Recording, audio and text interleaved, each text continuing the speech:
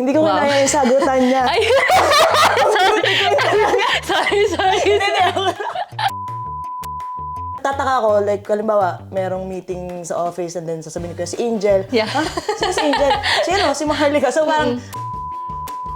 Because it's a way for me to practice self-love because I hear myself in that way. Yeah. Ang lalim nun. Tinamaan ako. Problema, dadating yan. Minsan, araw-araw. So, how do you adapt to these situations? Yun. Natututunan sa'yo, girl. My God. Di ko alam, podcast ba to? Para sa akin ba to? Okay, hi everyone! Welcome sa panibagong episode ng Little Talk. So, for today's video, meron tayong special guest. Na-pressure ako pagdating kasi sobrang ganda. Ito yung first natin na nag-usap talaga ng matagal. Kasi nag-meet kami sa FTV, nag-perform ka live. Yes, yeah. OPM live stream. And then, nagkatrabaho kami sa isang feature film, which is siya yung lead. Tapos, yun lang. But hindi tayo nakakapag-usap ng matagal. No. Ngayon lang. And then, yan. Simulan natin, like, you introduce yourself para may background sila sa'yo. Ganun. Yeah, so I'm Majarlica, Majarlica. So, isa akong Filipino-Canadian singer-songwriter. At the same time, active pa rin ako sa Philippines na music industry. I work as a songwriter for labels like Star Music. I've also done songs for UMG Philippines. And it's really nice to write songs for artists like Bel Mariano. And at the same time, dito sa Toronto or Greater Toronto area, I'm also performing across, the Filipino-Canadian community, so it's really exciting. I have a few songs out, so I'm just really glad to be here din. Ang galing kasi 'di ba original compose mo lahat ng mga songs mo, so lahat sulat mo 'yon. Na-miss talaga ako sa mga ganun, may mga talent sa pagsusulat kasi hindi talaga ako. Let's share kung paano yung process mo sa writing. So paano anong motivation mo, saan ka humuhugot ng creativity when it comes to songwriting? Yeah, I mean, I started out na talagang, I guess I'm at that point where yung ibang kanta, sometimes it takes a really long time to finish. Like for instance, yung isa kong kanta na tawag na Anybody. It took me a year of growth and different experiences bago ko matapos yun. And then there are songs na wala pang isang oras tapos ko na. So it really depends, I guess. For me now at this point in my life, songs represent a phase. It doesn't have to be at a phase where I'm a healed person from that specific situation. It could be that as well. At the same time, like it's just really lessons or what I'm going through, and songwriting for me is just a matter of self-expression. Kaya it's like a diary entry, pero kanta. So parang iba-iba, depende sa kanta kung ano yung feels mo. Parang nagiging tool siya, like outlet mo to express. Parang ganun. So, ano yung pinaka-paborito mo sa mga ginawa mo? Ano na? Yung mga na-release ko so far. Yung na-release mo? Okay. Oy, abangan nyo. I mean, lahat kasi talagang iba't ibang face. Pero yun nga, siguro sa ngayon yung pinaka na-amaze ako yung kung paano siya mahalin ng mga tao is yung Kalikasan. Kasi parang nirelease ko lang talaga yun, wala akong ina-expect na kahit ano. At the same time, yung Kalikasan talagang it's just really out of my admiration for nature kasi talagang environmental nerd ako. Matagal na. So, nung sinulat ko yun, okay, sige, purong Tagalog. Tinatanong ko pa sa magulang ko, tama ba yung grammar nito? Ganito.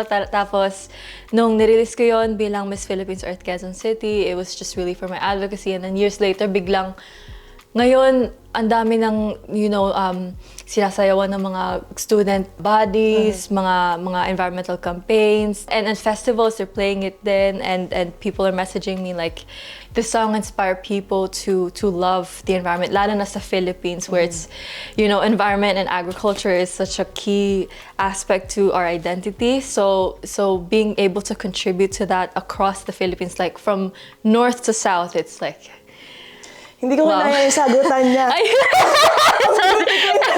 Sorry. Hindi ako. Joke lang. Hindi natutuwa ako kasi, share ko lang, nagganyan din ako, like, pero ako naman pilit, like sa mga beauty pageant. Hindi, sabi. Di ba wala naniniwala? nagsasali din ako dati kasi napo-force lang ako ng mga tao sa paligid ko.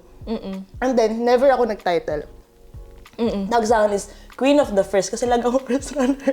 That's great. That's great though. Pero okay, going back, paano nag-beauty queen ka? Miss Miss Philippines Earth, Quezon City. Oh, so Yeah. paano siya nakatulong sa'yo sa like personal growth mo?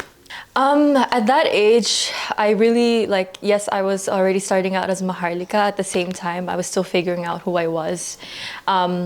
Yung pinakamalaking tulong ng pageantry sa akin at that time, I guess, is yung expression ng confidence. Kasi of course, confidence is more of an internal battle. Yung parang may mga aayusin ka sa sarili mo internally. At the same time, yung expression ng confidence mo is different. Like, dati yung body language ko talagang, kung mapapanood mo yung mga performances ko nung high school or kahit elementary pa ako, yung parang tinatago ko yung mukha ko sa buhok ko. Tapos, nakaganon ako. Tapos, and I guess I wouldn't be expressing myself as Majarlica if I hadn't joined pageantry kasi doon ko natutunan yung paano ba ako, alam mo yun, kahit for the simplest terms, umaura. Yung mga ganon. And then, also, it's through pageantry na experiment ko yung mga looks na gusto ko. Tapos, eventually, iniisip ko, ano ba yung gusto kong look for Majarlica na consistent? Hindi ko alam eh. And then eventually, I did a look na ginawa ng pinsan ko, who's an amazing makeup artist, hair makeup artist. And yung ginawa niya is yung split, basically similar to this look na ginagawa ako na consistently, and I never did it. I always did a side part. Sabi ko, that's Majarlica. And then I just did it after pageantry.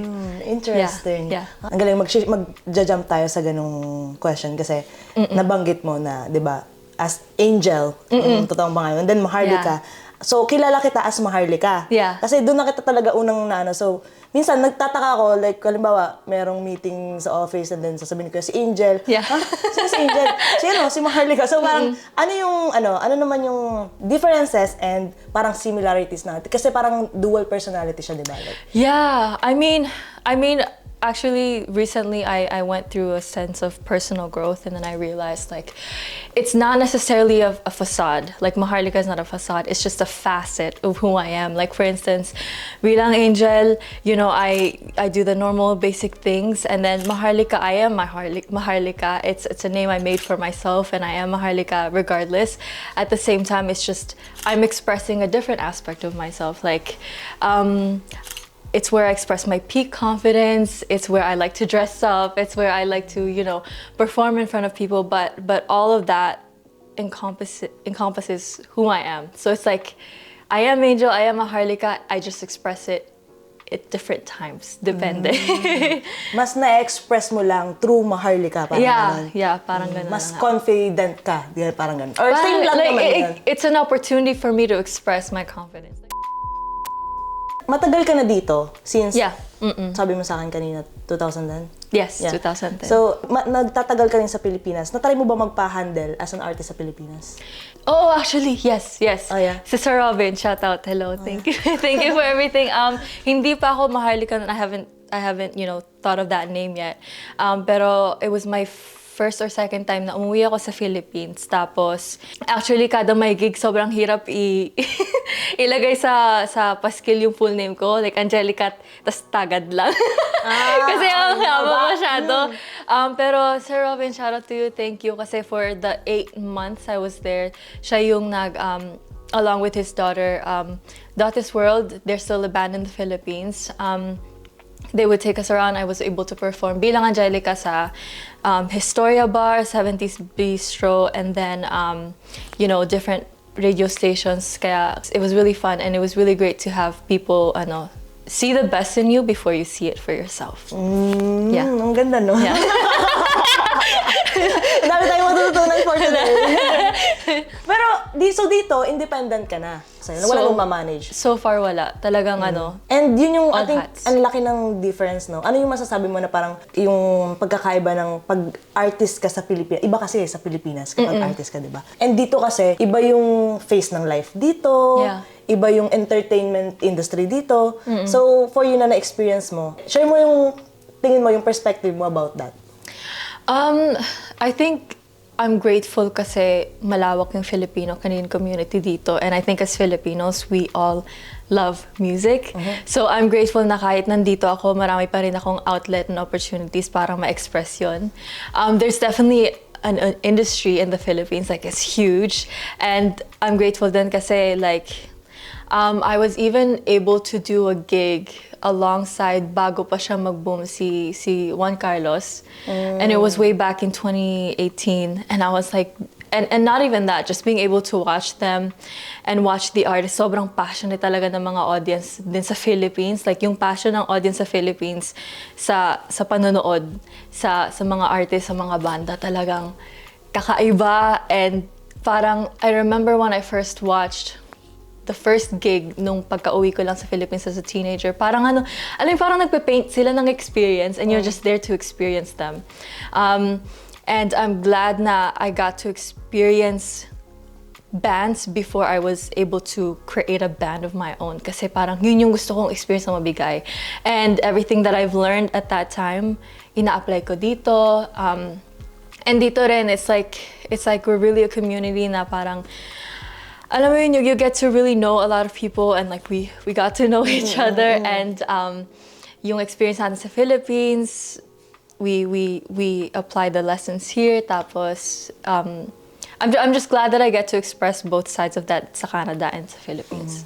Ang nakakatuwa rin talaga dito sa atin, yung community, parang they keep trying na to have, you know, a lot of events na para sa pagkakaisa ng mga Pilipino and to showcase our talent din, di ba? Yeah. Ano naman yung for you na na-experience mo na challenge at yung nahirapan ka as an independent artist dito sa Toronto? I guess independent artists in general, like nasa point ako sa career ko na I'm open for negotiation with handlers and managers if possible.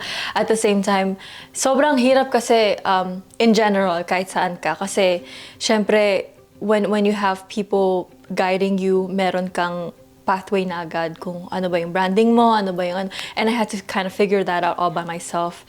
And I had to invest in all that by myself. Yeah. Ano nga yung parang joke ko sa mga kaibigan ko and like people close to me is like, I invest more in Majarlica's clothes than me. Kasi talagang, pag hindi ako Majarlica, yung mga suot ko like back in 2015, like 15 years old pa ako. And then yung mga binibili ko, yung mga damit ko, for my heart, like my performances. But at the same time, even though it was challenging, I'm grateful kasi meron akong strong autonomy when it comes to my expression, to who I am. Yeah. Sobrang ko dun pa-proud ako dun. Kasi from the start na nagsisimula ka pa lang, ikaw yung nag-branding sa sarili mo. And kapag yung iba narinig na Majarlica, alam na nila kung sino si Majarlica. Yeah. Thank you. Hindi, seryoso to. At saka ikaw, alam mo na ikaw lang yun. Alam mo? Yeah. Ikaw lang yun. Walang ibang pag may Majarlica, ako lang yun. Ikaw lang mag-own. Ano naman, from challenges, yung achievements naman for you. Yung anong pinaka-tingin mo for you, pinaka-achievement mo as an artist? As an artist, you know, before I used to think that achievements were about numbers, or about like moments like I will only feel alive when I achieve this one thing. Pero siguro yung pinaka-achievement ko bilang artist is yung growth na I get to love every process of artistry. Like most days it's quiet. Most days you're alone, working on your songs, conceptualizing everything, and then yung mga events when you're surrounded by, you know, hundreds or thousands of people, it's once in a while. Pero most of the time it's quiet, and I'm grateful na I'm in love with every phase of that. Yeah. Hindi ako artist pero like nagigets kita yung point mo. Minsan lalo na yung mindset or yung environment sa Pilipinas kasi 'di ba lagi tayong nagbe-base na okay kapag na-achieve mo to tsaka ka lang magiging masaya. Hindi, like magiging para sa akin yung contentment mo at alam mo na patuloy ka na nagle-learn sa ginagawa mo. Parang sa akin okay na as long as alam mo araw-araw may na-improve ka. Nagiging mas nagiging better person ka. Like hindi lang sa character mo, pati sa mga sa skills mo, sa talents mo. Hindi ko to alam na meron kang background sa filmmaking. Di pa tayo sa filmmaking, di ba? Yeah. Natuwa ako kasi parehas tayo doon na, ay talaga, yun yung ano mo. Ako din. Parang gusto ko rin yung filmmaking, kaya ako nag-start dito, nag-aral ako ng filmmaking. Pero hindi ko siya masyadong napapractice kasi alam mo naman ang life dito sa Canada, Diyos ko. Ang hirap i-pursue ng passion. Pag wala, kailangan may malaki kang resources, may marami kang time, kailangan mo talagang pagdaanan. Pero lagi tayong, alam mo yun, kapag gusto mo talaga isang bagay, kailangan mo talaga maglaan kahit ano pang oras yan, di ba? Sisisingit mo talaga. Paano nag-start yung passion mo sa filmmaking? I was just really like a movie lover kasi simula nung bata pa lang kami yung family event talaga namin is manood ng sine, Spider-Man, Superman, Lord of the Rings, yung mga ganon. Tapos all throughout high school. And then the reason, people ask me why do I call myself a storyteller is because I'm story-driven. So nag-umpisa na ako nung high school magsulat ng kanta. And then eventually may mga storya akong naiisip na akala ko through written pieces like short stories or novels or ganon. And there were some stories na parang, wait lang, parang this is meant to be a film. This is meant to be a short film or whatever it is. Kaya hindi ko pa nasi-share yung mga stories na yon because I'm still preparing myself. Pero, I decided I'm gonna learn how to make films. Not because I dream of, having the title of a filmmaker, even though that's automatic, pero because I want to tell these stories eventually. Yun. Tama. Kasi yun yung ano ko, ako naman, meron akong vision before pa, pero hindi ko siya ginagawa. Like, bakit ko ba gusto minsan inisip na iba, gusto mo ng ganitong title, gusto mo maging director. Meron kasing gumagawa ng pelikula, or kahit mga short film na parang, wala kang makukuha na. Alam mo, walang lesson, walang moral lesson, walang deep meaning. Alam mo, ang independent film, pag may ginagawa sila, hindi siya directly sinasabi, but ma-realize mo kung ano yung talaga yung meaning ng buong pelikula. So para sa akin, dun ako nag-start and yun yung inisip ko palagi na gusto ko, parang at the end of the story, merong something na deeper meaning yung pelikula, parang gano'n na. Na-express mo din dun. Parang ikaw, like sa song mo or sa film, ako din, same dun sa gano'n. Ang challenge lang talaga para sa atin, especially here sa Toronto, para sa akin ang hirap sa industry, makapasok sa industry sa filmmaking. As a Filipino. Kasi usually, ang pasok ng mga immigrants, OFW, diba? Ibang industry. Well, kaya pala yung sinasabi na basta kung ano yung passion mo or alam mo sa sarili mo kung anong gusto mo, just try your best na kahit paano, gawin mo pa rin. On the side, kung hindi mo man lang kaya, kasi sometimes, we have to do something na hindi naman talaga natin gusto in order for us to survive. Diba? And mahirap yun. Kaya kailangan palagi sa tabi, may ginagawa ka na something na gusto mo talaga.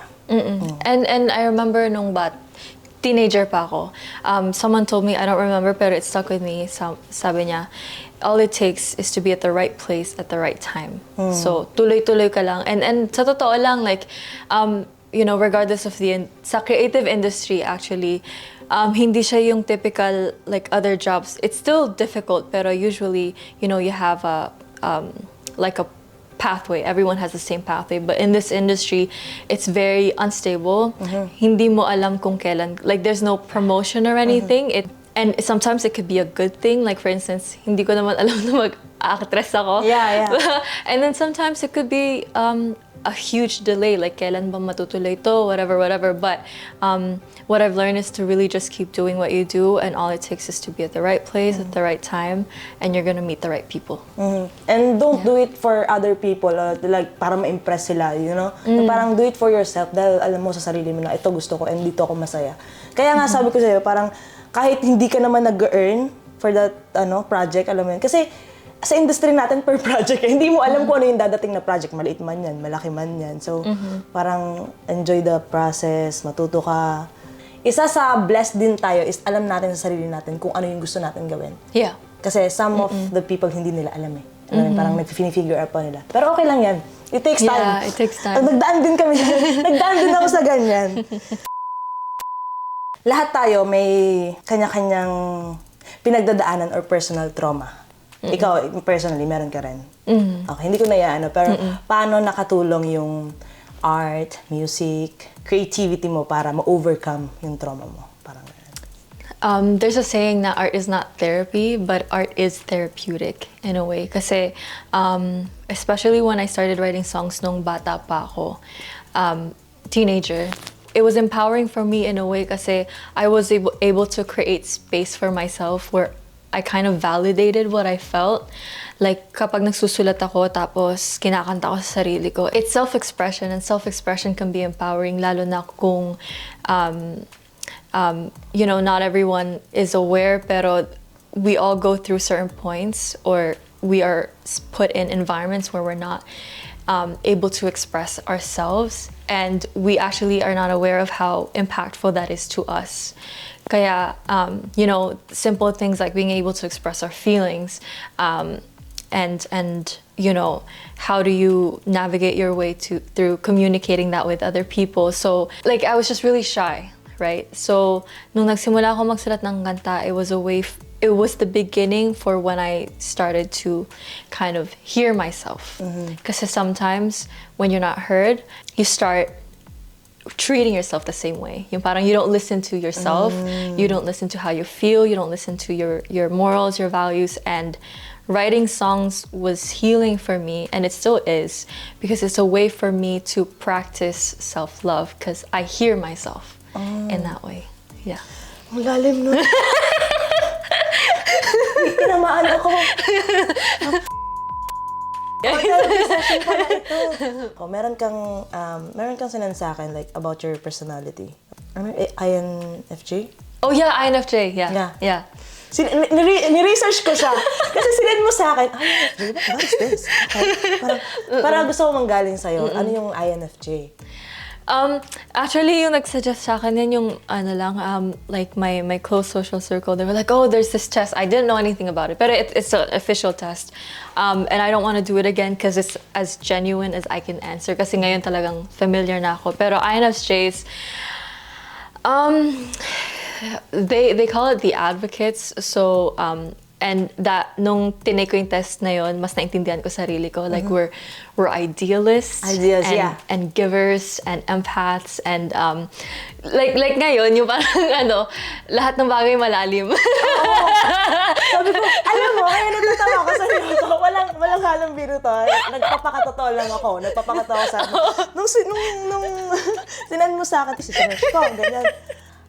Yung mas naintindihan ko yung personality mo. Parang, okay, ganun pala yan. Kasi, according to my research, very rare daw yung personality na yon. And most of the time, nami-misunderstood. Yeah. And a lot of times, nami-misunderstand mo rin yung sarili mo. And thankful nga ako na I came across that test kasi sabi ko, okay. So my strengths, my weaknesses. Like for instance, yung deep thinking and idealism, my strengths doon, lalo na bilang visionary, bilang creative, at the same time, hindi lahat sa buhay kailangan mong dibdibin ng sobra.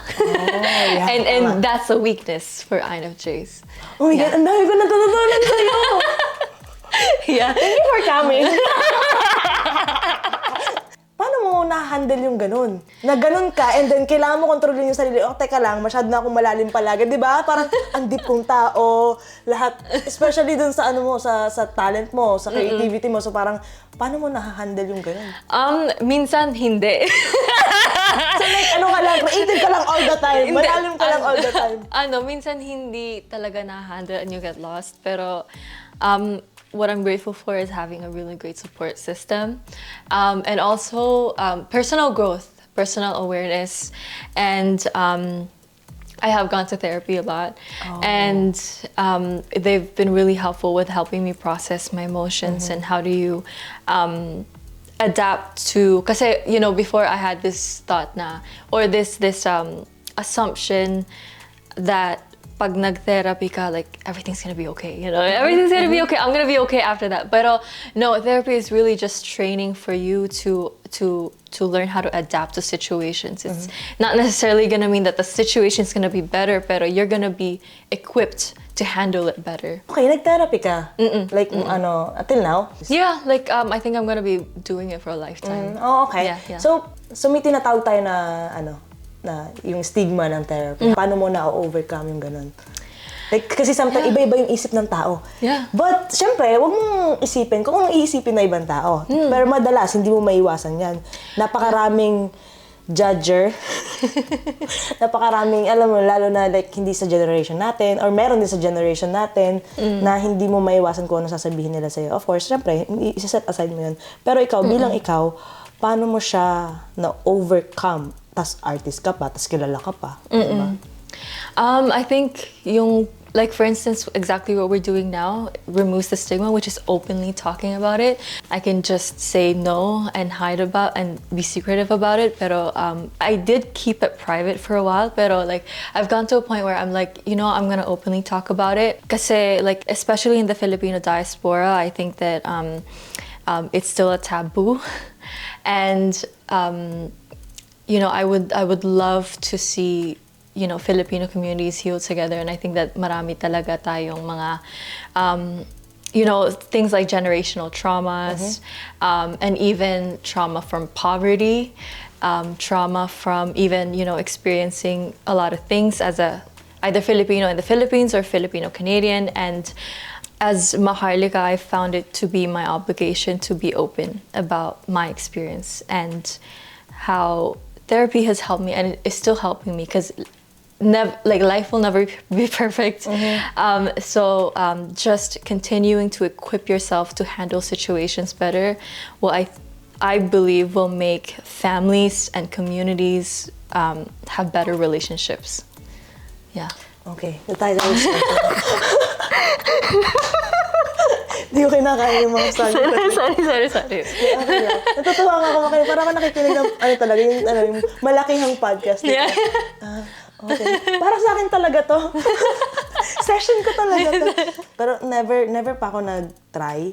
But sometimes, sinisip ko before, iba yung situation nyo dito na kasama nyo yung family nyo. Like, compared sa amin na ako, mag-isa lang ako talaga, wala akong family. So, nag-gone through ka ng gano'n. Hindi naman siya, to help you din para patuloy everyday. Pero ano pa yung sa mga katulad din namin, Naisip ko yan. May time, lalo na last year, naisip ko parang, ay shit, kailangan ko ba? Kailangan ko na ba? Kasi di mo masabi. Pero yeah. I mean, I think ngayon, like, I'm not at a place where I was before, pero I so do. Kasi I think sa bawat aspeto ng buhay, like life is ever evolving. Like before we had teenager problems, and now we have adult problems, and then we're gonna have midlife problems. So like lahat ng yon is like, how do you adapt? Yung alam mo yung what I realize now that I'm in my mid-20s, yung parang you think by the time that you think that you've mastered a phase of your life, like na-master ko na yung pagiging teenager, you're an adolescent, you're an adult. Okay, bagong finish na. So parang after mo ma-overcome yun, okay, may panibago na naman dadating. So parang panibago na naman tong pagdadaanan. Yeah. So, and then, panibagong process, panibagong challenges, panibagong self-discovery na, okay, ito pala ako. And that's what I learned kasi sa buhay. I thought that you would reach a certain point where okay na lahat. Pero yung pinaka-important life skill na natutunan ko na dina-develop ko pa rin ngayon, pero priority ko is adaptability. Because we evolve every single time, every day. We're not the same person yesterday, last year, and we're gonna change. And then problema dadating yan, minsan araw-araw. So how do you adapt to these situations? Yun. Natututunan sa'yo, girl! My God! Di ko alam, podcast ba to? Para sa akin ba to?